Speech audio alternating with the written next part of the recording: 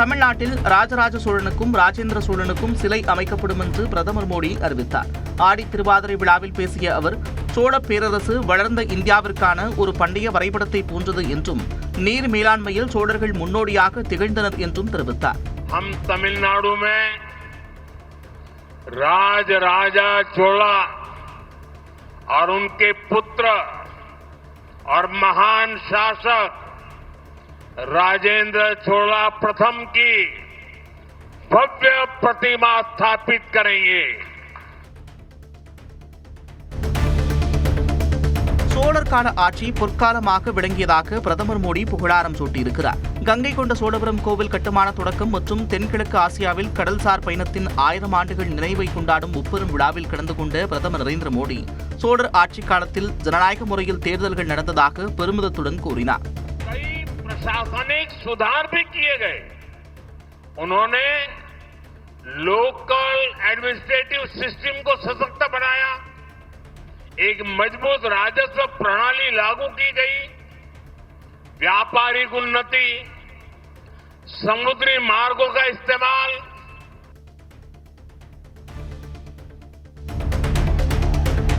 அரியலூர் மாவட்டம் கங்கை கொண்ட சோழபுரத்தில் road show சென்ற பிரதமர் மோடிக்கு பொதுமக்கள் உற்சாகமாக வரவேற்பு அளித்தனர். 2 நாள் பயணமாக தமிழ்நாடு வந்த பிரதமர் நரேந்திர மோடி ஞாயிற்றுக்கிழமை காலை திருச்சி விமான நிலையத்திலிருந்து ஹெலிகாப்டர் மூலம் கங்கை கொண்ட சோழபுரம் வந்தடைந்தார். தொடர்ந்து மாமன்னன் ராஜேந்திர சோழனின் பிறந்தநாள் விழா கொண்டாட்டத்தில் பங்கேற்க வந்த பிரதமர் மோடி பொன்னேரி முதல் கங்கை கொண்ட சோழபுரம் பிரகதீஸ்வரர் கோவில் வரை ரோட் ஷோ சென்றார். சாலையின் இருபுறங்களிலிருந்து மக்கள் பூக்களை தூவி பிரதமர் மோடிக்கு வரவேற்பு அளித்தனர்.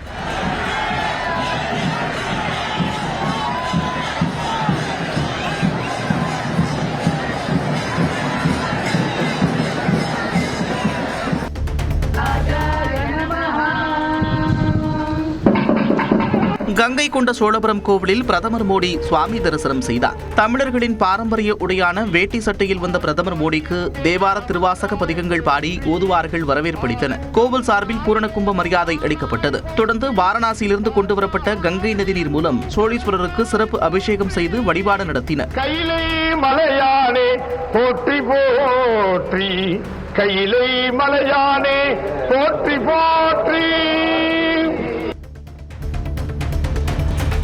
சோழீஸ்வரர் கோவிலில் அமைக்கப்பட்டுள்ள புகைப்பட கண்காட்சியை பிரதமர் மோடி பார்த்து வியந்தார். கங்கை கொண்ட சோழீஸ்வரர் கோவிலில் சுவாமி தரிசனம் செய்த பிரதமர் மோடி கோவிலில் துர்க்கை சன்னதியில் அமர்ந்து சுவாமி தரிசனம் செய்தார். மேலும் கோவில் சிற்பக்கலைகளையும் தொல்லியல் துறை சார்பில் அமைக்கப்பட்டுள்ள புகைப்பட கண்காட்சியையும் பிரதமர் மோடி பார்வையிட்டார். பிரதமருக்கு கோவிலின் சிறப்புகள் குறித்து தொல்லியல் துறை அதிகாரிகள் விளக்கம் அளித்தனர்.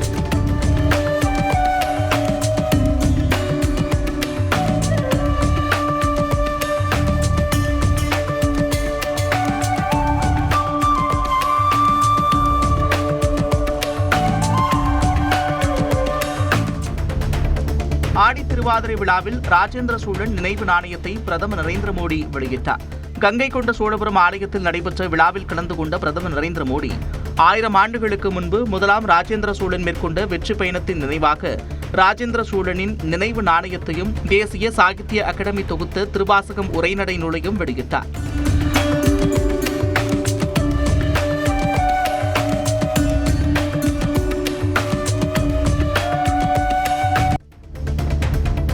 ஆடி திருவாதிரை விழாவில் ஓதுவார்களின் பாராயணத்தை இருகரம் குப்பியபடி பிரதமர் மோடி மெய்மறந்து கேட்டு ரசித்தார். சோழீஸ்வரர் கோவிலில் சுவாமி தரிசனம் செய்த பிறகு ஆலய வளாகத்தில் நடைபெற்ற ஆடி திருவாதிரை விழாவில் பங்கேற்ற பிரதமர் மோடி மாணவர்களின் திருவாசக பாராயணம் 40 ஓதுவார்கள் இணைந்து பாடிய தேவார பாடலை இருகரம் கூப்பியபடி மெய்மறந்து கேட்டார். விழாவில் ஆளுநர் RN ரவி, மத்திய இணையமைச்சர் எல் முருகன், சிதம்பரம் MP திருமாவளவன் உள்ளிட்டோர் கலந்து கொண்டனர்.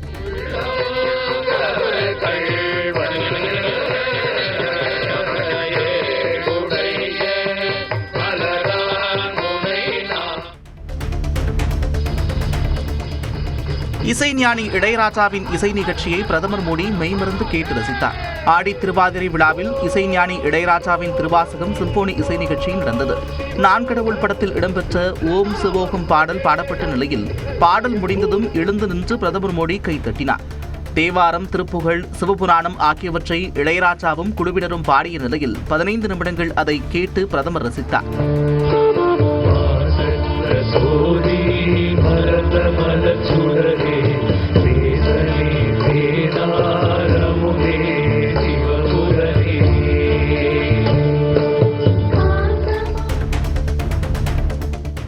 இளையராஜாவின் ஆன்மீக அனுபவம் தனது ஆன்மாவை ஆனந்த வெள்ளத்தில் ஆழ்த்திவிட்டதாக பிரதமர் நரேந்திர மோடி புகழாரம் சூட்டினார்.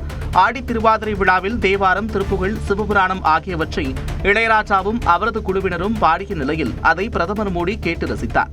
தொடர்ந்து விழாவில் பேசிய பிரதமர் நரேந்திர மோடி இளையராஜாவின் இசையில் ஒலித்த சிவபக்தி பாட்டுகளை கேட்டு பரவசமடைந்ததாக கூறினார். एक प्रकार से राज राजा की ये श्रद्धा भूमि है और उस श्रद्धा भूमि में इलिया राजा ने आज जिस प्रकार से शिव भक्ति में हम सबको डुबो दिया, सावन का मास हो, राज राजा की श्रद्धा भूमि हो और इलिया राजा की तपस्या हो, कैसा अद्भुत वातावरण।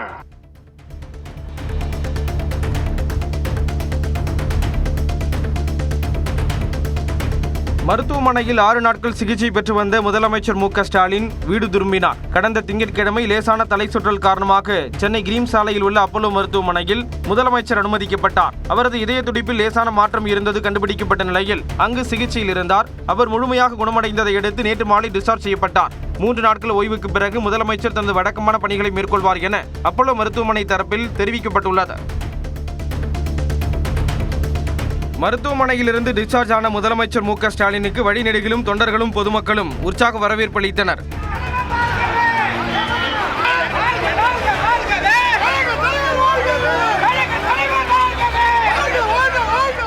இதையடுத்து எக்ஸ் தளத்தில் பதிவிட்ட முதலமைச்சர் மக்களுக்காக உழைப்பை வழங்கும் தன் கடமையை என்றும் தொடர்வேன் என கூறியுள்ளார்.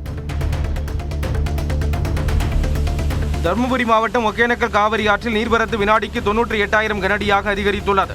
ஒகேனக்கல் பிரதான அருவிக்கு செல்லும் நடைபாதைக்கு மேல் தண்ணீர் செல்கிறது.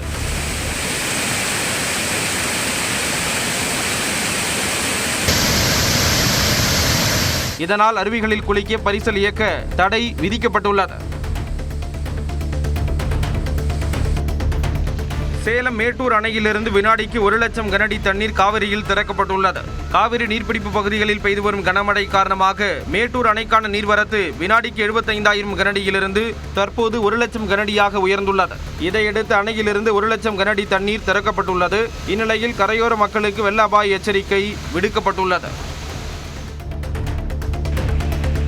மேட்டூர் அணையிலிருந்து ஆர்ப்பரித்து வெளியேறிய நீரை ஏராளமான பொதுமக்கள் புதிய பாலத்தின் மேல் இருந்து கண்டுகளித்தனர்.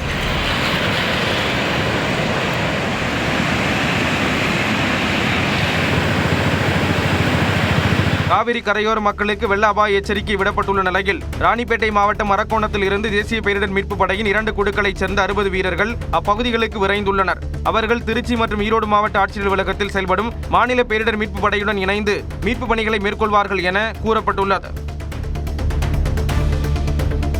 மேட்டூர் அணையிலிருந்து உபரி நீரை சீரான முறையில் திறந்துவிட நீர்வளத்துறை அலுவலர்களுக்கு அமைச்சர் துரைமுருகன் அறிவுறுத்தியுள்ளார். இது தொடர்பாக அவர் வெளியிட்டுள்ள அறிக்கையில், மேட்டூர் அணைக்கு கர்நாடக அணையிலிருந்து உபரி நீர் திறந்துவிடப்பட்டுள்ளதால் நீர்வரத்து அதிகரித்துள்ளதாக தெரிவித்துள்ளார். அணையின் நீர்மட்டம் முழு கொள்ளளவான 120 அடியை எட்டியதால் உபரி நீர் திறந்து விடுவதை சீரான முறையில் அனுப்பிடவும் அதனை விவசாயிகள் சிறந்த முறையில் பயன்படுத்திக் கொள்ளவும் கேட்டுக் கொண்டுள்ளார். நீலகிரி மாவட்டத்தில் பெய்து வரும் தொடர் கனமழையால் கோவை மாவட்டம் மேட்டுப்பாளையம் அருகே உள்ள பில்லூர் அணை நடப்பு ஆண்டில் 4வது முறையாக நிரம்பியுள்ளது. பாதுகாப்பு கருதி அணையிலிருந்து வினாடிக்கு 5,060 கன அடி நீர் வெளியேற்றப்படுவதால் பவானி ஆற்றில் வெள்ளம் பெருக்கெடுத்து ஓடுகிறது. இதனால் கரையோர மக்களுக்கு வெள்ள அபாய எச்சரிக்கை விடுக்கப்பட்டுள்ளது.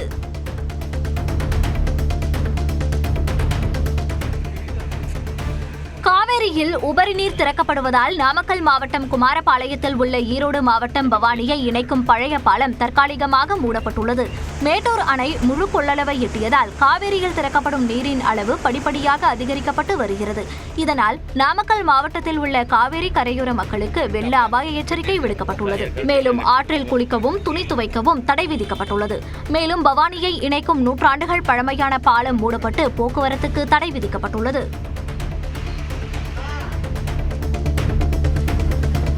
ஈரோடு மாவட்டம் பவானி ஆற்றில் வெள்ளப்பெருக்கு ஏற்பட்டதை அடுத்து கொடிவேரி அணை மூடப்பட்டு சுற்றுலா பயணிகளுக்கு தடை விதிக்கப்பட்டது. பவானி சாகர் அணையின் நீர்பிடிப்பு பகுதிகளில் பெய்த தொடர் கனமழை காரணமாக பவானி ஆற்றில் வெள்ளப்பெருக்கு ஏற்பட்டது. இதனால் கொடிவேரி அணை மூடப்பட்டு சுற்றுலா பயணிகள் குளிக்க நீர்வளத்துறை அதிகாரிகள் தடை விதித்தனர். மறு உத்தரவு வரும் வரை தடை அமலில் இருக்கும் என்றும் அதுவரை பவானி ஆற்றில் இறங்கி குளிக்கவோ துணி துவைக்கவோ கூடாது என்றும் நீர்வளத்துறை அதிகாரிகள் எச்சரித்துள்ளனர். நாடாளுமன்றத்தில் ஆபரேஷன் சிந்தூர் குறித்து 16 மணி நேர விவாதம் இன்று தொடங்க உள்ளது. மக்களவையில் அமைச்சர் ராஜ்நாத் சிங் விவாதத்தை தொடங்கி வைக்கும் நிலையில் அவரை தொடர்ந்து உள்துறை அமைச்சர் அமித்ஷா, வெளியுறவுத்துறை அமைச்சர் ஜெய்சங்கர் உள்ளிட்டோர் விளக்கமளிக்க உள்ளனர். அப்போது பிரதமர் மோடியும் ஆபரேஷன் சிந்தூர் குறித்து விளக்கமளிப்பார் என தகவல் வெளியாகியுள்ளது. இதேபோன்று மாநிலங்களவையில் ஆபரேஷன் சிந்தூர் குறித்து நாளை விவாதம் தொடங்குகிறது. நாடாளுமன்றத்தில் ஆபரேஷன் சிந்தூர் மற்றும் பீகார் வாக்காளர் பட்டியல் சிறப்பு திருத்தத்தில் எதற்கு முக்கியத்துவம் கொடுப்பது என்பதில் எதிர்க்கட்சிகள் இடையே கருத்து வேறுபாடு நிலவி வருகிறது. ஆபரேஷன் சிந்தூர், அமெரிக்க அதிபர் டிரம்பின் தலையீடு உள்ளிட்டவை குறித்து நாடாளுமன்றத்தில் விவாதிக்க காங்கிரஸ் முனைப்பு காட்டி வருகிறது. அதே சமயம் வாக்கு வங்கியை பாதுகாக்கும் நோக்கில் பீகார் வாக்காளர் பட்டியல் சிறப்பு திருத்தத்திற்கு முக்கியத்துவம் கொடுக்க வேண்டும் என திரிணாமுல் காங்கிரஸ், ராஷ்டிரிய ஜனதா தளம் உள்ளிட்ட கட்சிகள் வலியுறுத்தி வருகின்றன. பாஜகவிற்கு சாதகமான சூழலை ஏற்படுத்தி கொடுக்கும் என்பதால் ஆபரேஷன் சிந்தூர் குறித்து பிரதமர் மோடி விளக்கம் அளிப்பதை ஆம் ஆத்மி விரும்பவில்லை என்றும் தகவல் வெளியாகியுள்ளது. பீகார் சிறப்பு வாக்காளர் பட்டியல் திருத்தத்தை எதிர்த்து தாக்கல் செய்த மனுக்கள் உச்சநீதிமன்றத்தில் இன்று மீண்டும் விசாரணைக்கு வர உள்ளது. பீகாரில் நடப்பாண்டு இறுதியில் சட்டமன்ற தேர்தல் நடைபெறவுள்ள நிலையில் தேர்தல் ஆணையம் சிறப்பு வாக்காளர் பட்டியல் திருத்தம் மேற்கொண்டது. இதில் 65 லட்சம் வாக்காளர்களின் பெயர்கள் நீக்கப்பட்டிருப்பது சர்ச்சையை ஏற்படுத்தியுள்ளது. இந்நிலையில் இது தொடர்பான மனுக்களை நீதிபதிகள் சூர்யாகாந்த் மற்றும் ஜாய் மல்யா பாக்சி ஆகியோர் அடங்கிய அமர்வு இன்று விசாரிக்க உள்ளது. கேரள மாநிலம் இடுக்கி மாவட்டத்தில் உள்ள மூணாறில் கனமழையால் 2 இடங்களில் நிலச்சரிவு ஏற்பட்டது. கனமழையால் கொச்சி ராமேஸ்வரம் தேசிய நெடுஞ்சாலையில் உள்ள பழைய அரசு கலை மற்றும் அறிவியல் கல்லூரி அருகே நிலச்சரிவு ஏற்பட்டது. இதில் அங்கிருந்த லாரி நிலச்சரிவில் சிக்கியதில் ஓட்டுநர் கணேசன் பரிதாபமாக உயிரிழந்தார். இதேபோல மூணார் தாவரவியல் பூங்கா அருகே நிலச்சரிவு ஏற்பட்டதால் போக்குவரத்து பாதிக்கப்பட்டது.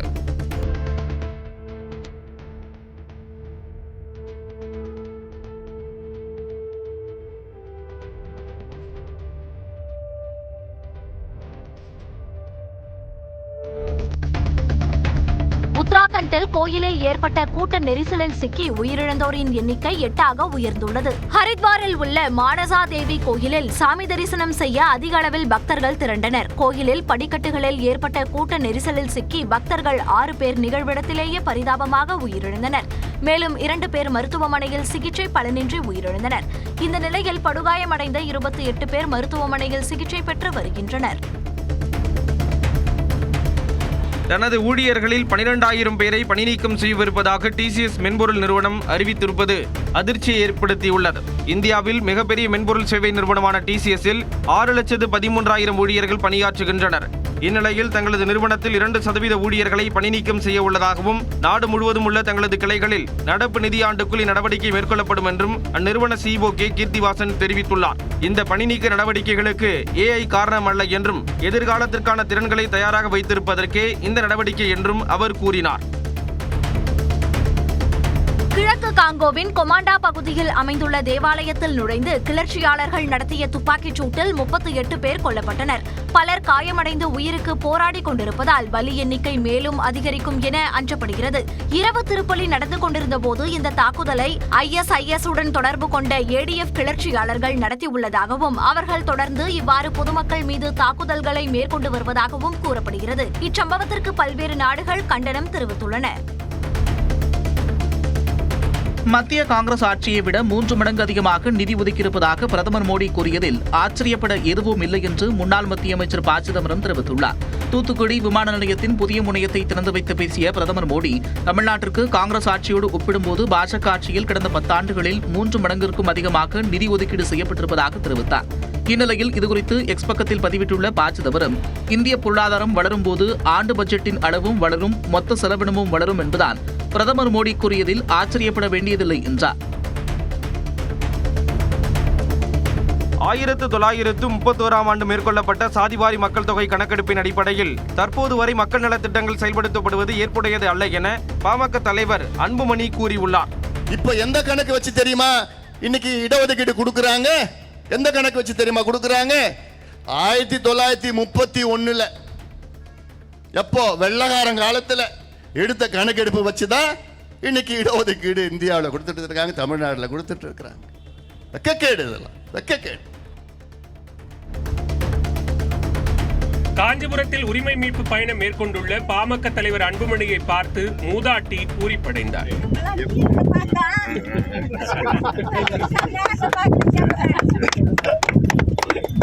நத்தப்பேட்டை ஏரியை சதுப்பு நிலமாக அறிவிக்க வேண்டும் என்று வலியுறுத்தி கிராம மக்களுடன் இணைந்து அன்புமணி போராட்டத்தில் ஈடுபட்டார். தொடர்ந்து வையாவூர் ஏரியில் பறவைகளை புகைப்படம் எடுத்தார். பின்னர் பிள்ளையார்பாளையம் பகுதியில் ஒரு நெசவாளர் வீட்டிற்கு சென்ற அன்புமணி தொழிலாளர்கள் உதவியோடு நெய்தல் பணியில் ஈடுபட்டார். நெல்லையில் பட்டப்பகலில் காதல் விவகாரத்தால் இளைஞர் ஓட விரட்டி வெட்டி கொலை செய்யப்பட்ட சம்பவம் அதிர்ச்சியை ஏற்படுத்தியுள்ளது. மென்பொருள் நிறுவனத்தில் பணியாற்றி வந்த 25 வயதான கவின் என்பவர் தனது பள்ளி தோழியை காதலித்ததாக சொல்லப்படுகிறது. இருவரும் வெவ்வேறு சமூகங்களை சேர்ந்தவர்கள் என்பதால் பெண் வீட்டில் கடும் எதிர்ப்பு எழுந்ததாக தெரிகிறது. இந்த நிலையில் தனது தந்தையை அழைத்துக் கொண்டு மருத்துவமனைக்கு கவின் சென்றிருந்த போது அங்கிருந்து தனியாக பேச வேண்டும் என அழைத்துச் சென்ற பெண்ணின் சகோதரர் சுர்ஜித் கவினை சரமாரியாக அரிவாளால் வெட்டி கொலை செய்ததாக கூறப்படுகிறது. காவல் உதவி ஆய்வாளர்களாக பணியாற்றும் தம்பதியின் மகனான சுர்ஜித் காவல் நிலையத்தில் சரணடைந்தார்.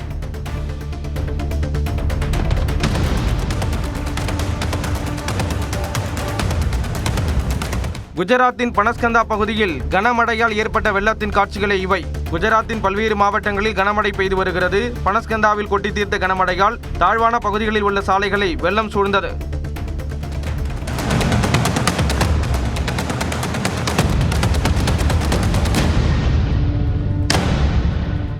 அகமதாபாத் பகுதியில் பெய்த கனமழையால் சாலைகள் அனைத்தும் வெள்ளக்காடாக காட்சியளிக்கும் நிலையில் வாகனங்கள் மிதமான வேகத்தில் சென்றன.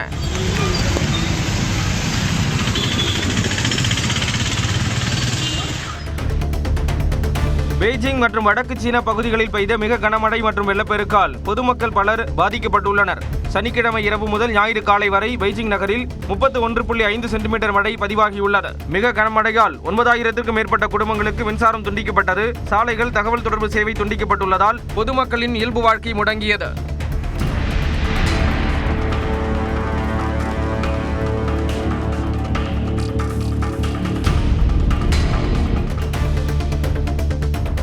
இந்தியா இங்கிலாந்து அணிகளுக்கு இடையிலான 4வது டெஸ்ட் போட்டி டிராவில் முடிவடைந்தது. முதல் இன்னிங்ஸில் இந்தியா 358 ரன்களும் இங்கிலாந்து 669 ரன்களும் எடுத்தன. இந்நிலையில் இந்திய அணி 137 ரன்கள் பின்தங்கி இருந்த நிலையில் 5வது மற்றும் கடைசி நாள் ஆட்டம் நேற்று தொடங்கியது. வாஷிங்டன் சுந்தர் மற்றும் ஜடேஜாவின் பொறுப்பான ஆட்டத்தால் போட்டி டிராவானது. இதன் மூலம் கடைசி நாளான நேற்று இந்திய பேட்ஸ்மேன்களை வீழ்த்தி தொடரை கைப்பற்றிவிடலாம் என்ற இங்கிலாந்தின் கனவு தகர்ந்தது.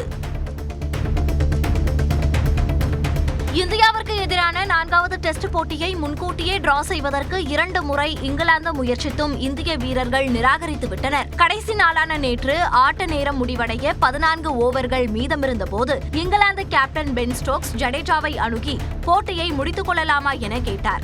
அதனை நிராகரித்த ஜடேஜா சதம் விளாசினார். பின்னர் இங்கிலாந்து அணியின் துணை கேப்டன் ஹாரி புரூக் வாஷிங்டன் சுந்தரை அணுகிய போது அவரும் டிரா வாய்ப்பை நிராகரித்துவிட்டு சதம் அடித்தார். மக்களின் உணர்வுகளுக்கு மதிப்பளித்து தான் வைத்த கோரிக்கைகளை பிரதமர் மோடி நிறைவேற்றுவார் என்று நம்புவதாக முதலமைச்சர் மு.க. ஸ்டாலின் தெரிவித்துள்ளார். தமிழ்நாட்டின் கல்வித்துறைக்கு நிலுவைத் தொகையான 2121 கோடி ரூபாயை ஒதுக்குதல், இலங்கை சிறையில் உள்ள மீனவர்களை விடுவித்தல் உள்ளிட்ட கோரிக்கைகளை மனுவாக பிரதமரிடம் வழங்கியதை எக்ஸ் பக்கத்தில் சுட்டிக்காட்டியுள்ள முதலமைச்சர் இதற்கு பிரதமர் உரிய தீர்வினை வழங்குவார் என்று நம்புவதாக குறிப்பிட்டுள்ளார். சென்னை புறநகர் ரயில்களில் கூடுதல் பெட்டிகளை சேர்க்க நடவடிக்கை எடுக்க வேண்டும் என பிரதமரிடம் முதலமைச்சர் வலியுறுத்தியுள்ளார். தமிழ்நாடு வந்த பிரதமர் மோடியிடம் முதலமைச்சர் சார்பில் வழங்கப்பட்ட மனுவில் திண்டிவனம் செஞ்சி திருவண்ணாமலை ரயில் பாதை, ஈரோடு பழனி ரயில் பாதை, அத்திப்பட்டு புதூர் ரயில் பாதை, சென்னை கடலூர் ரயில் பாதை திட்டங்களை செயல்படுத்த வேண்டும் என்ற கோரிக்கை வைக்கப்பட்டது. கோயம்புத்தூர் மற்றும் மதுரையில் மெட்ரோ ரயில் திட்டங்களுக்கு ஒப்புதல் அளிக்க வேண்டும் என்றும் பிரதமரிடம் வலியுறுத்தப்பட்டுள்ளது. மேலும் சேலம் உருக்கு ஆலையின் மிகை நிலங்களை பாதுகாப்பு தொழில் பூங்காவிற்கு வழங்க வேண்டும் என்று பிரதமரிடம் முதலமைச்சர் சார்பில் மனு அளிக்கப்பட்டுள்ளது. மருத்துவ மாணவர் சேர்க்கைக்கான தரவரிசை பட்டியலில் 7.5% இடஒதுக்கீட்டில் மாநில அளவில் முதலிடம் மற்றும் 3ஆம் இடம் பிடித்த கள்ளக்குறிச்சி மாவட்டத்தைச் சேர்ந்த மாணவர்கள் அதிமுக பொதுச் செயலாளர் எடப்பாடி பழனிசாமியை நேரில் சந்தித்து வாழ்த்து பெற்றனர். தனியார் பேருந்து ஓட்டுநர் வேலனின் மகன் திருமூர்த்தி நீட் தேர்வில் 572 மதிப்பெண் பெற்றார். இதேபோன்று ஓகையூரைச் சேர்ந்த முருகனின் மகள் மதுமிதா நீட் தேர்வில் 551 மதிப்பெண் பெற்றார். இவர்கள் சேலத்தில் உள்ள எடப்பாடி பழனிசாமியின் இல்லத்திற்கு வந்து அவரை சந்தித்து வாழ்த்து பெற்றனர். அப்போது எடப்பாடி பழனிசாமி மாணவர்களுக்கு சால்வை அணிவித்ததுடன் அதிமுக சார்பில் மடிக்கணினியை பரிசாக வழங்கினார். ஓலைச்சுவடிகளை படிக்கும் கலையை கற்பித்து தரும் தமிழ்நாட்டைச் சேர்ந்த முனைவர் மணிமாறனின் முயற்சிக்கு பிரதமர் மோடி பாராட்டு தெரிவித்துள்ளார். மனதின் குரல் நிகழ்ச்சி மூலம் நாட்டு மக்களிடையே உரையாற்றியவர் ஓலைச்சுவடிகளை பாதுகாக்க வேண்டியது அவசியம் என்றும் கூறினார். இதனிடையே விண்வெளி வீரர் சுபான்ஷு சுக்லா சர்வதேச விண்வெளி நிலையத்தில் இருந்து திரும்பியதால் ஒட்டுமொத்த தேசமும் பெருமை கொள்வதாக குறிப்பிட்டார்.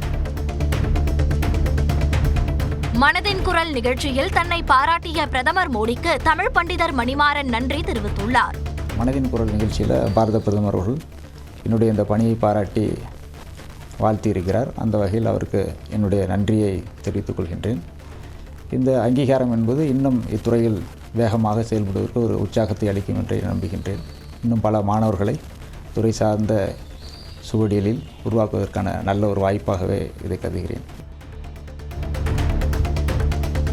நலம் காக்கும் ஸ்டாலின் திட்டத்தை வரும் 2ஆம் தேதி முதலமைச்சர் மு.க. ஸ்டாலின் தொடங்கி வைக்க உள்ளதாக சுகாதாரத்துறை அமைச்சர் மா. சுப்பிரமணியம் தெரிவித்தார். மருத்துவத்துறை சார்பில் மக்களுக்கு முழு உடல் பரிசோதனை செய்யும் வகையில் நலம் காக்கும் ஸ்டாலின் என்ற திட்டம் தொடங்கப்பட உள்ளது. இந்த திட்டத்தை சென்னை சாந்தோம் பகுதியில் உள்ள பள்ளியில் முதலமைச்சர் தொடங்கி வைக்க உள்ள நிலையில் அதற்கான முன்னேற்பாட்டு பணிகளை அமைச்சர் மா. சுப்பிரமணியன் தொடங்கி வைத்தார். அரியலூரில் நிகழ்ச்சியை முடித்துவிட்டு பிரதமர் டெல்லி புறப்பட்டதை அடுத்து கங்கை கொண்ட சோழபுரம் கோவில் மற்றும் சோழர்கள் அருங்காட்சியகத்தில் மக்கள் கூட்டம் அலைமோதியது. ராஜேந்திர சோழனின் முப்பெரும் விழாவில் பங்கேற்க வந்த பிரதமர் மோடி சோழீஸ்வரர் கோவிலில் சுவாமி தரிசனம் செய்தார். இதனைத் தொடர்ந்து சோழர்கள் அருங்காட்சியகத்தையும் அவர் பார்வையிட்டார். இந்நிலையில் பிரதமர் மோடி நிகழ்ச்சியை முடித்துவிட்டு டெல்லி புறப்பட்டதை அடுத்து கங்கை கொண்ட சோழபுரம் கோவிலையும் அருங்காட்சியகத்தையும் காண மக்கள் குவிந்தனர்.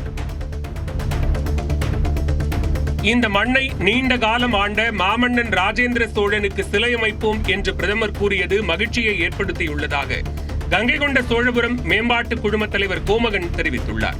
மாமன்னன் ராஜேந்திர சோழனின் பிறந்தநாள் விழா கங்கை கொண்ட சோழீஸ்வரம் கோவிலின் 1000வது ஆண்டு விழா நிகழ்வில் பிரதமர் பங்கேற்றது பெருமையான ஒன்று என்றும் அவர் கூறினார்.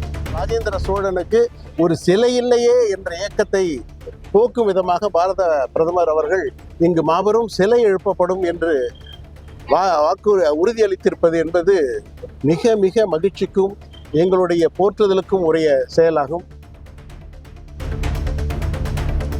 ஞாயிற்றுக்கிழமை விடுமுறை தினத்தை ஒட்டி திருச்செந்தூர் முருகன் கோவிலில் பல்லாயிரக்கணக்கானோர் குவிந்ததால் 7 மணி நேரம் நீண்ட வரிசையில் காத்திருந்து பக்தர்கள் சுவாமி தரிசனம் செய்தனர். முருகனின் அறுபடை வீடுகளில் ஒன்றான திருச்செந்தூர் முருகன் கோவிலுக்கு தமிழ்நாடு மட்டுமல்லாது அண்டை மாநிலங்களிலிருந்தும் ஏராளமான பக்தர்கள் வருவது வழக்கம். இந்நிலையில் ஞாயிற்றுக்கிழமை விடுமுறை என்பதால் அதிகாலை முதலே பக்தர்களின் கூட்டம் அலைமோதியது.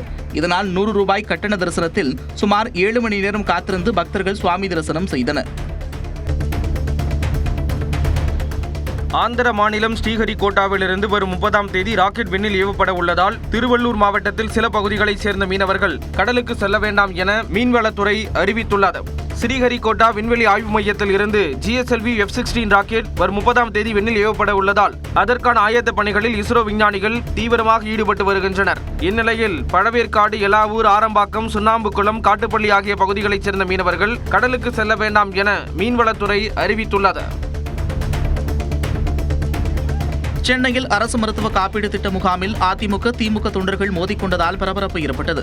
சென்னை அடுத்த நெற்குன்றத்தில் அதிமுக கவுன்சிலர் சத்யநாதனிடம் தெரிவிக்காமல் மதுரவாயல் சட்டமன்ற உறுப்பினர் கணபதி அரசு சார்பில் மருத்துவ காப்பீடு திட்ட முகாமுக்கு ஏற்பாடு செய்யப்பட்டதாக கூறப்படுகிறது.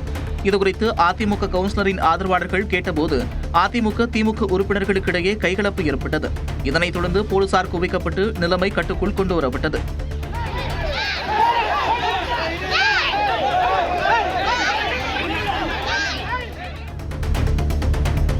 மதுரையில் நடைபெற்ற போதை ஒழிப்பு விழிப்புணர்வு மினி மாரத்தான் போட்டியில் வெற்றி பெற்ற மாணவ மாணவிகளுக்கு நடிகர் விமல் பரிசுகள் வழங்கி கௌரவித்தார். முறையான ஏற்பாடுகள் செய்யவில்லை என பாதிக்கப்பட்டவர்கள் மேடையில் ஏறி விமலிடம் வாக்குவாதத்தில் ஈடுபட்டதால் பரபரப்பு ஏற்பட்டது.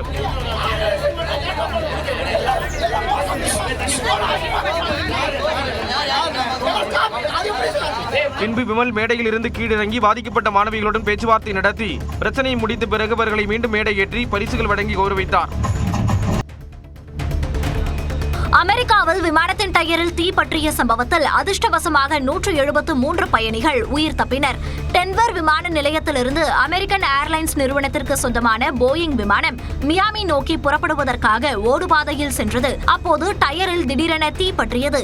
இதையடுத்து விமானத்தில் இருந்த 173 பயணிகள் உயிருடன் மீட்கப்பட்ட நிலையில் ஒருவருக்கு லேசான காயம் ஏற்பட்டது.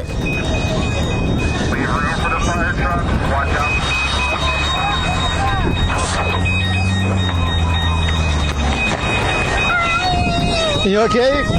No, he's not.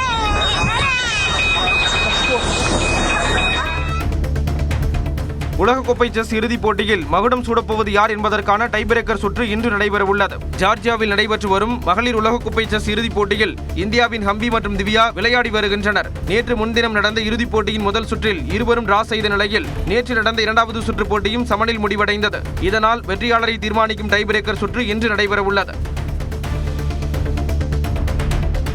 இங்கிலாந்து அணிக்கு எதிராக சதம் விளாசிய கேப்டன் சுப்மன் கில் 3 சாதனைகளை எட்டி பிடித்துள்ளார். ஒரு டெஸ்ட் தொடரில் 700 ரன்களுக்கு மேல் அடித்த 3வது இந்தியர் என்ற சாதனையை நிகழ்த்தியுள்ளார். அது மட்டுமல்லாமல் கேப்டனாக ஒரு தொடரில் 4 சதம் விளாசிய 3வது வீரர் என்ற பெருமையையும் பெற்றுள்ளார். மேலும் ஒரே தொடரில் 4 சதம் விளாசி 3வது இந்தியர் என்ற சாதனைக்கும் சொந்தக்காரராகியுள்ளார். இந்த 3 சாதனைகளையும் இதற்கு முன் கவாஸ்கர் படைத்திருந்தார் என்பது குறிப்பிடத்தக்கது. காலில் காயமடைந்துள்ள இந்திய விக்கெட் கீப்பர் ரிஷப் பந்த் ஊன்றுகோலுடன் மைதானத்துக்கு வந்த படங்களை பதிவிட்டுள்ள இந்திய ரசிகர்கள் அவரை வெகுவாக பாராட்டி வருகின்றனர். மான்செஸ்டரில் நடைபெற்ற 4வது டெஸ்ட் போட்டியின் போது காயமடைந்த பந்த் 6 வாரங்களுக்கு ஓய்வெடுக்க வேண்டும் என மருத்துவர்கள் தெரிவித்தனர். எனினும் இந்திய அணி இக்கட்டான நிலையில் இருந்ததால் ஊன்றுகோலுடன் அவர் மைதானத்துக்கு வந்தார். நீலகிரி மாவட்டம் கூடலூர் அருகே தேயிலை தோட்டத்திற்குள் புகுந்த 3 யானைகளால் தொழிலாளர்கள் அச்சமடைந்தனர். ஸ்ரீமதுரை ஊராட்சிக்குட்பட்ட அம்பலமூலா பகுதியில் உலாவந்த 3 காட்டு யானைகள் தேயிலை தோட்டங்களுக்குள் புகுந்தன. இதனால் அருகில் இருந்த தேவாலயத்திற்கு பிரார்த்தனைக்கு வந்த மக்கள் அச்சமடைந்தனர். இதனையடுத்து அந்த பகுதியில் இருந்த ஆண்கள் விடாமல் கூச்சலிட்டு யானைகளை விரட்டினர். இதனிடையே யானைகள் நடமாட்டத்தை கண்காணித்து விரட்ட வேண்டும் என வலியுறுத்தி அப்பகுதி மக்கள் சாலை மறியலில் ஈடுபட்டனர்.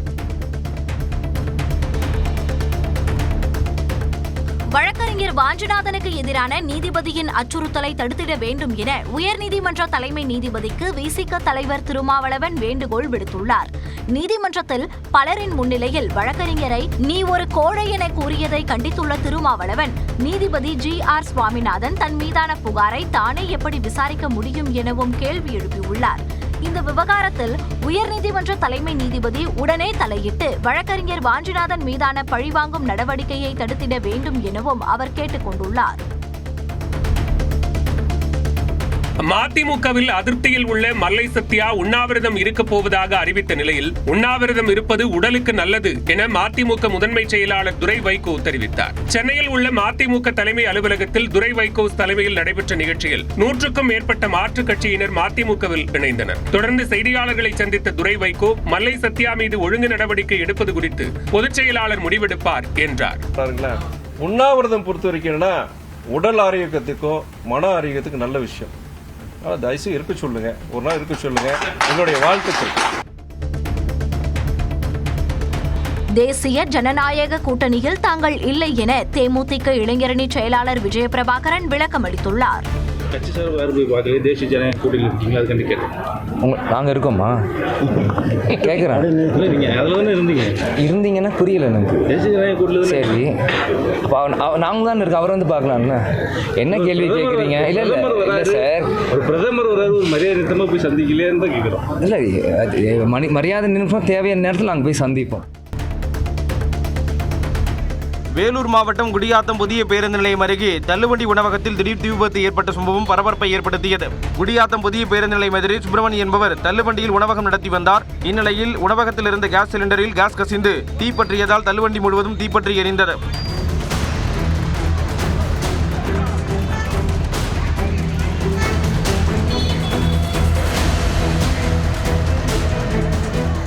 இதையடுத்து சம்பவ இடத்திற்கு விரைந்த குடியாத்தம் தீயணைப்புத் துறையினர் தீயை அணைத்தனர்.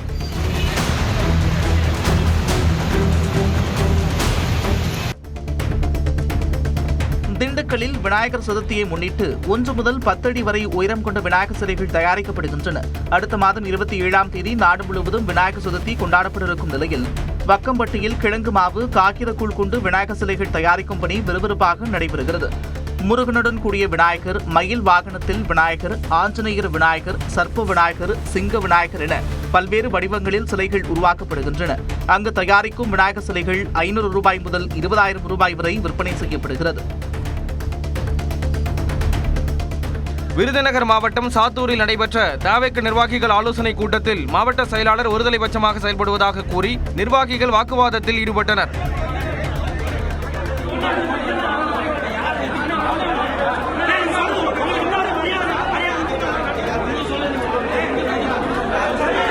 வாக்குவாதம் முற்றிய நிலையில் மாவட்ட செயலாளருக்கு எதிர்ப்பு தெரிவித்த நிர்வாகிகள் கூட்டத்தை புறக்கணித்து வெளியேறியதால் சலசலப்பு ஏற்பட்டது.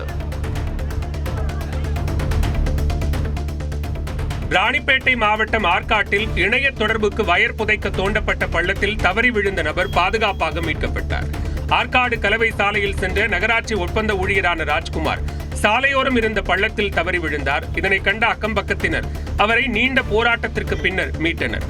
இந்நிலையில் உரிய பாதுகாப்பு ஏற்பாடுகள் ஏதும் இல்லாமல் பள்ளம் தோண்டியதும் அதனை முறையாக மூடாததுமே விபத்திற்கு காரணம் என பொதுமக்கள் குற்றம் சாட்டுகின்றனர். கிருஷ்ணகிரி அருகே சவுலூர் கிராமத்தில் கோயில் திருவிழாவை முன்னிட்டு எருதுவிடும் நிகழ்ச்சி விறுவிறுப்பாக நடைபெற்றது. சவுலூர் கிராமத்தில் மாரியம்மன் கோயில் திருவிழாவை முன்னிட்டு நடைபெற்ற எருதுவிடும் நிகழ்ச்சியில் திருப்பத்தூர், தர்மபுரி, வேலூர் உள்ளிட்ட பல்வேறு பகுதிகளில் இருந்து 300 எருதுகள் பங்கேற்றிருந்தன. இதில் 120 மீட்டர் தூரத்தை மிக குறைந்த நேரத்தில் விரைவாக கடந்த எருதுகளின் உரிமையாளருக்கு இருசக்கர வாகனங்கள் உள்ளிட்ட பரிசுப் பொருட்கள் வழங்கப்பட்டன.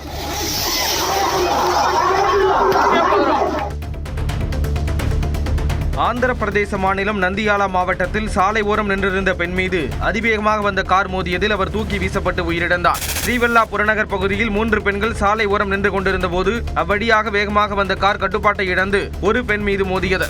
இதில் தூக்கி வீசப்பட்ட பெண் படுகாயமடைந்து சம்பவ இடத்திலேயே உயிரிழந்தார். இந்த விபத்தின் சிசிடிவி காட்சிகள் வெளியாகி அதிர்ச்சியை ஏற்படுத்தியுள்ளன.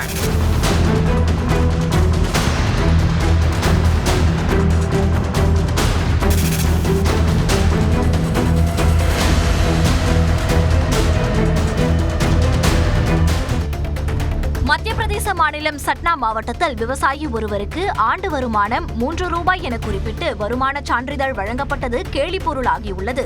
நயாகான் கிராமத்தை சேர்ந்த ராம் சொரூப் என்ற விவசாயி வருமான சான்று கேட்டு விண்ணப்பித்திருந்தார். அதன்படி மாதம் 25 பைசா வீதம் கணக்கிட்டு ஆண்டு வருமானம் வெறும் 3 ரூபாய் என குறிப்பிட்டு வருமான சான்றிதழ் வழங்கப்பட்டது. இது விமர்சனத்திற்குள்ளான நிலையில் ஆண்டு வருமானம் 30,000 ரூபாய் என குறிப்பிட்டு அதிகாரிகள் புதிய வருமான சான்றிதழை வழங்கினர். டெல்லியில் சாலையில் நடந்து சென்ற பெண்களை மாடு ஒன்று முட்டி தாக்க முயன்ற காட்சிகள் வெளியாகியுள்ளன. மாடு விரட்டியதில் பெண் ஒருவர் கீழே விழுந்தார். அவர் எழுந்து தப்பிக்க முயன்றபோது அவரை துரத்திச் சென்ற மாடு தாக்க முயன்றது. இதையடுத்து அங்கிருந்தவர்கள் மாட்டை விரட்டினர்.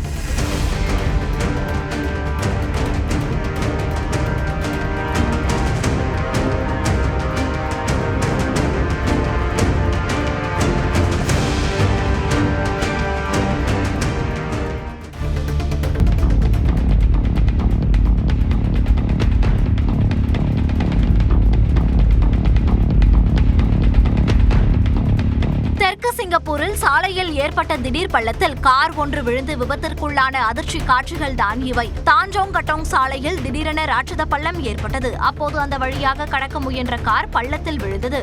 இதில் காரை ஓட்டிச் சென்ற பெண் படுகாயமடைந்த நிலையில் மருத்துவமனையில் அனுமதிக்கப்பட்டுள்ளார். ராஷ்மிகா மந்தனா நடிக்கும் மைசா படத்தின் பூஜை வெகு விமர்சையாக நடைபெற்றது. தமிழ், தெலுங்கு, கன்னடம், மலையாளம், ஹிந்தி உள்ளிட்ட மொழிகளில் தயாராகும் படத்தை சீதாராமம் உள்ளிட்ட படங்களில் துணை இயக்குநராக பணியாற்றிய ரவீந்திரர் பூலே இயக்குகிறார். படத்தின் தொடக்க நாளில் உள்ளூர் பெண்களுடன் இணைந்து ராஷ்மிகா மந்தனா பாரம்பரிய நடனம் ஆடிய வீடியோ வேகமாக பரவி வருகிறது.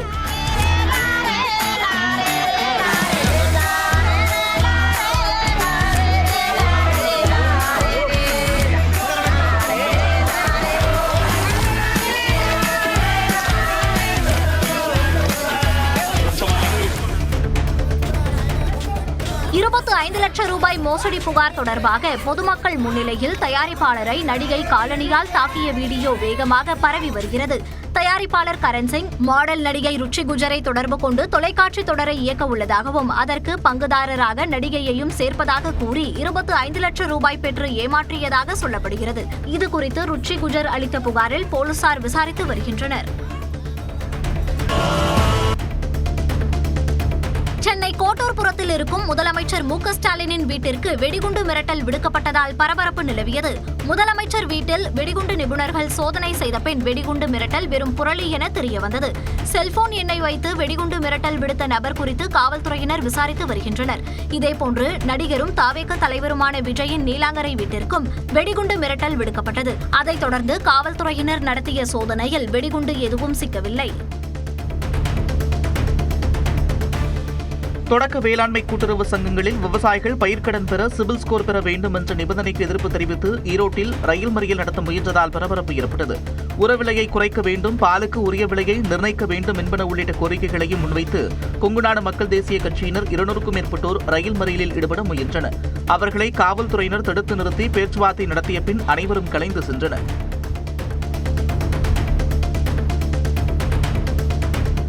திருப்பத்தூர் ஜவ்வாது மலை தொடரில் கள்ளச்சாராயம் காய்ச்சுவதற்காக வைக்கப்பட்டிருந்த சாராய உருளை மாவட்ட எஸ்பி தலைமையிலான போலீசார் அளித்தனர். திருப்பத்தூர் எஸ்பியாக கடந்த வாரம் பொறுப்பேற்ற ஷியாமலா தேவி புதூர் நாடு மலைப்பகுதிக்கு சென்று சோதனை நடத்தினார். அப்போது அங்கு கள்ளச்சாராயம் காய்ச்ச 50 லிட்டர் கொள்ளளவு கொண்ட சாராய உருள் இருப்பது கண்டுபிடிக்கப்பட்டது. இதனையடுத்து போலீசார் அதனை கீழே ஊற்றி அடித்தனர்.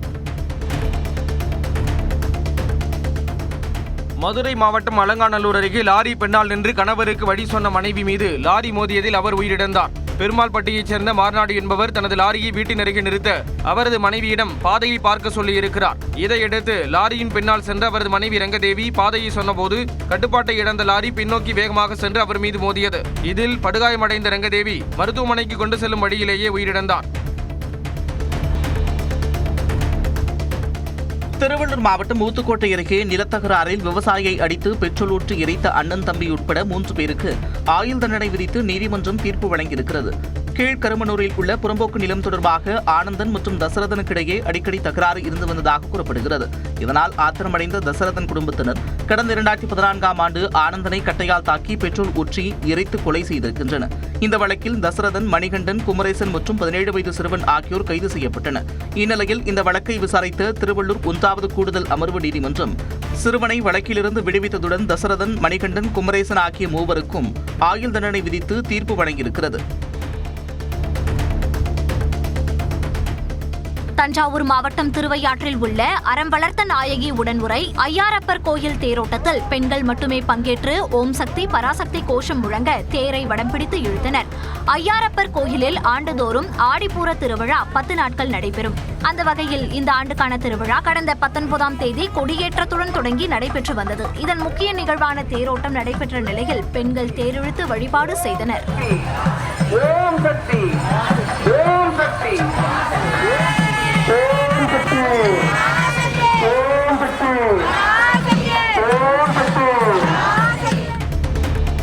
சிவகங்கை மாவட்டம் சிங்கம்புணரி அருகே வடமாடு மஞ்சுவிரட்டு போட்டி விறுவிறுப்பாக நடைபெற்றது. மருதைப்பட்டியில் நடைபெற்ற வடமாடு மஞ்சுவிரட்டு போட்டியில் சிவகங்கை, திண்டுக்கல், மதுரை, ராமநாதபுரம், புதுக்கோட்டை உள்ளிட்ட மாவட்டங்களில் இருந்து 14 காளைகள், 126 மாடுபிடி வீரர்கள் பங்கேற்றனர்.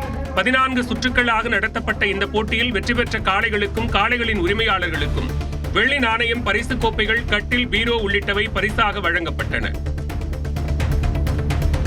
தென்காசி மாவட்டம் குற்றாலத்தில் நடைபெறும் சாரல் திருவிழாவின் இறுதி நாளில் நாய்கள் கண்காட்சி விமர்சையாக நடைபெற்றது. சிப்பிப்பாறை, கோம்பை, ராஜபாளையம் உள்ளிட்ட உள்நாட்டு வகை நாய்களும், German shepherd, Labrador, Doberman, Rottweiler உள்ளிட்ட வெளிநாட்டு நாய்களும் பங்கேற்றன. 100க்கும் மேற்பட்ட நாய்கள் பங்கேற்ற நிலையில் வெற்றி பெற்ற நாய்களின் உரிமையாளர்களுக்கு நினைவு பரிசும் பாராட்டுச் சான்றுகளும் வழங்கப்பட்டன.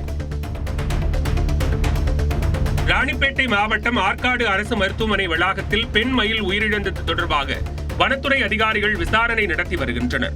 ஆற்காடு அரசு மருத்துவமனை வளாகத்தில் பெண் மயில் உயிரிழந்து கிடந்ததை கண்ட அப்பகுதி மக்கள் ஆற்காடு வனச்சரகத்தினர் மற்றும் போலீசாருக்கு தகவல் தெரிவித்துள்ளனர். தகவலின் பேரில் சம்பவ இடத்திற்கு விரைந்த வனத்துறை காவலர்கள் உயிரிழந்த மயிலின் உடலை மீட்டு பிரேத பரிசோதனை செய்தனர். இந்நிலையில் முதற்கட்ட விசாரணையில் உணவு தேடி ஊருக்குள் வந்த மயிலை நாய் கடித்திருக்கலாம் என தெரிய வந்துள்ளது. இச்சம்பவம் குறித்து வனத்துறையினர் விசாரணை நடத்தி வருகின்றனர். திருப்பத்தூர் மாவட்டம் நாற்றம்பள்ளி அருகே ரயில் தண்டவாளத்தில் இளைஞர் உடல் சிதறி உயிரிழந்து கிடந்தது அதிர்ச்சியை ஏற்படுத்தியுள்ளது. வேட்டப்பட்டு அருகே ரயில் தண்டவாளத்தில் இளைஞர் உடல் சிதறி உயிரிழந்து கிடப்பதாக அப்பகுதி மக்கள் போலீசாருக்கு தகவல் கொடுத்துள்ளனர். இதையடுத்து விரைந்த ஜோலார்பேட்டை ரயில்வே போலீசார் சடலத்தை கைப்பற்றி உயிரிழந்தது யார், ரயில் மோதி உயிரிழந்தாரா அல்லது தற்கொலை செய்து கொண்டாரா என்ற கோணத்தில் விசாரணை மேற்கொண்டு வருகின்றனர். புதுக்கோட்டை மாவட்டம் மறந்தாங்கி அருகே எட்டியதடி கிராம மக்கள் சார்பில் 37ஆம் ஆண்டு மாட்டு வண்டி குதிரை வண்டி பந்தயம் நடத்தப்பட்டது. மதுரை, திருச்சி, தஞ்சை உள்ளிட்ட மாவட்டங்களிலிருந்து வந்திருந்த 100க்கும் மேற்பட்ட இரட்டை மாட்டு வண்டிகளும் 50க்கும் மேற்பட்ட குதிரை வண்டிகளும் போட்டியில் கலந்து கொண்டன. நடுமாடு, பெரிய மாடு, பூஞ்சிட்டு மாடு, கரிச்சான் மாடு, தேஞ்சிட்டு மாடு, நடுக்குதிரை, சிறிய குதிரை உள்ளிட்ட பிரிவுகளின் கீழ் போட்டி நடத்தப்பட்டு 3 லட்சம் ரூபாய் மதிப்பிலான ரொக்கப் பரிசுகளும் சுழற்கோப்பைகளும் வழங்கப்பட்டன.